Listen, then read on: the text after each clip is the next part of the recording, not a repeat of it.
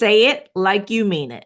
Today, we're focusing on the art of persuasion, how you shape your words so that it not only reaches people's ears, but it sways their minds and inspires action. I always like to tell my speakers that I mentor that our job is to create intrigue, to transform audiences, and to shift perspectives. And part of that is being able to use your speech to persuade others. So imagine if you, every time that you spoke, people didn't just listen to you, but they were moved to take action. I always joke about, saying my age, right? Or showing my age by saying that I want to be E.F. Hutton. When I speak, everybody listens. And this is really important. So, I want to make sure that we can help you to get to that space. What is it that you need to do to really hone in on the art of persuasion when you're speaking? And this is something that I learned as an employment lawyer, as a trial lawyer, and actually, I really learned this when I first started practicing law as a public defender and having to do my jury trials and understanding that it was so important for me to be able to persuade the jury to take my client's side of the case and hopefully rule in favor of my client. So, what I want to do today is just share with you 5 points, 5 things that you can do that will help you to really enhance the persuasive aspects of any speech that you're giving, whether it's, at a team meeting, a high stakes meeting, whether you're in a negotiation, really just to help you when you're communicating with others. So let's dive into it. So today, the first point we're going to talk about is understanding your audience. Wherever you are, whether you're on a stage, whether you're in the boardroom, whether you're in a team meeting, whether you're in a one-on-one conversation, knowing who you're speaking to and what resonates with them is vitally important. We have to understand how people like to communicate. We have to understand how they are showing up in the conversation. And then what we need to do is tailor our message to that audience. So that's the first step in persuasive speaking. So, for example, when I was trying cases, looking at my jury, I had to think about who's on this jury. So once we do when in our jury selection, we know who's on the jury. We know their educational levels. We know their backgrounds. We know things about what they read, right? We know a lot about them through the jury selection process. And so no matter what, I had thought about in terms of what my opening statement was going to be or my closing argument was going to be, once I got that additional information, I had to make sure that I tweaked whatever it is that I had come up with so that I could tailor the message to that specific audience. So tip number 1 is to understand your audience. Tip number 2, leverage the power of storytelling. You have to become a great storyteller. Now, some people are like me. I don't think that I'm a great storyteller, right? I know how to tell a story, but there are people who are just masterful at it. But what I'm saying to you is to get really great at incorporating stories that are relevant and relatable to your audience. Again, I like to talk to my clients who I work with in terms of enhancing and elevating their speaking. I always give them these frameworks. And when we're talking about incorporating stories, we talk about the 3 R's, that they need to be relevant, riveting, and relatable to your audience. If you really stick to those 3 things, you'll be able to help your message stick. And the key when you're talking about storytelling and incorporating stories, the key is to really think about what are the pieces of the story that match the message that I'm giving, and that will also illustrate, clarify, amplify, highlight the message that I'm trying to get across to them, the lesson that I want them to take away, and that allows them to go on the journey from their current state to their desired state. So that's really important when you're thinking about the stories that you choose. Tip number 3 is the emotional appeal.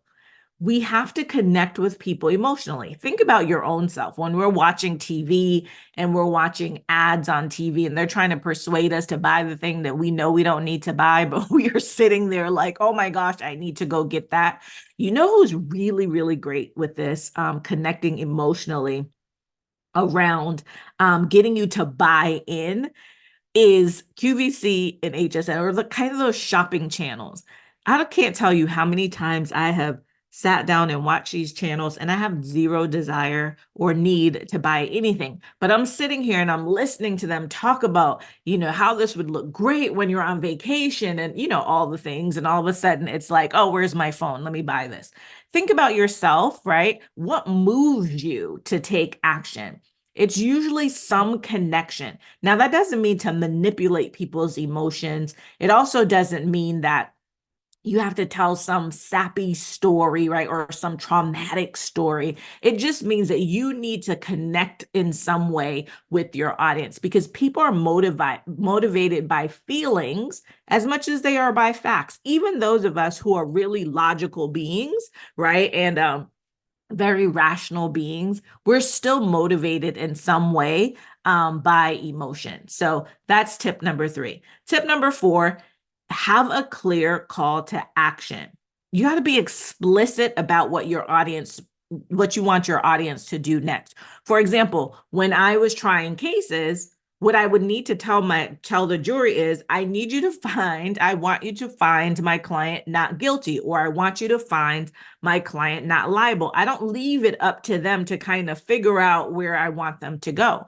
So whatever it is, again, if it's a board meeting, a high stakes meeting, a negotiation for a salary, a one-to-one meeting, a performance review or feedback, whatever type of conversation, a personal conversation, whatever type of conversation you are having with another person, you want to make sure that there's a clear call to action. What do you want them to do next? Right? When you're talking about persuading someone to do something, so shifting them from where they are in this very moment to where they want to be or to where you want them to be, it requires you to give them specific direction and of how to get there. And here's the thing too, when I just said how to get there, oftentimes what happens is with calls to action, here's where we miss the boat. We like to tell people what to do. We forget to tell them how to do it. And if there is a time component, we need to tell them when to do it, right? And by the time you get here, you should have already covered the why they should do it, right? So with the emotional appeal, the power of the storytelling, understanding who they are, all of those things in the message, the way it's crafted, should have already given them the why. So now it's just like, okay, what do I need to do? What do I need to do next? And how do I get this done? So make sure that those things are in your call to action. And then last point is about repetition and reinforcement.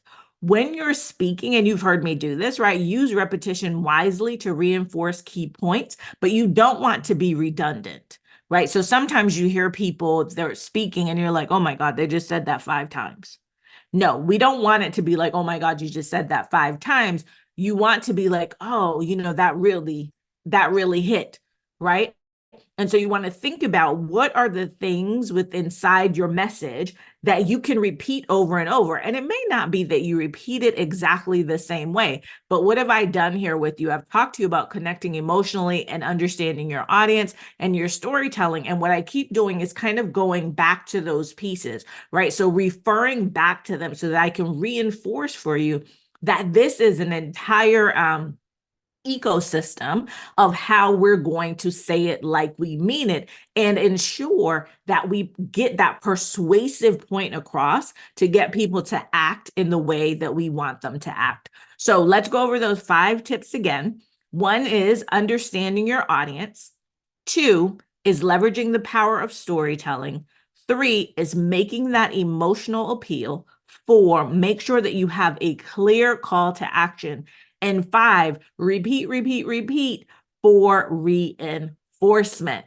So that's today's lesson. That is our That is our say it like you mean it session for today. So I want you to think about what you can do. I want you to pay attention to your next speech or your next presentation, and think about how you can leverage some of these things. Think about who your audience is going to be, and selecting those right stories, and how can you appeal to them emotionally, and what do you want them to do when you are done. This is what I want for you to do today. So that's my specific call to action to you, is that I want you to really look at those 5 tips. I want you to incorporate them into your next talk. And one of the ways that you can do that is really to take those 5, right? Take those 5 points, write them on a piece of paper, and put your notes next to it. So as you're developing your talk, as you're developing your speech, your conversation, your performance feedback that you're going to give to someone, really make those notes for yourself so that it becomes very present to you about what you're going to do. So I hope this was helpful to you. I hope you go implement these. These are going to help you really enhance and elevate your public speaking skills. And until next time, take care.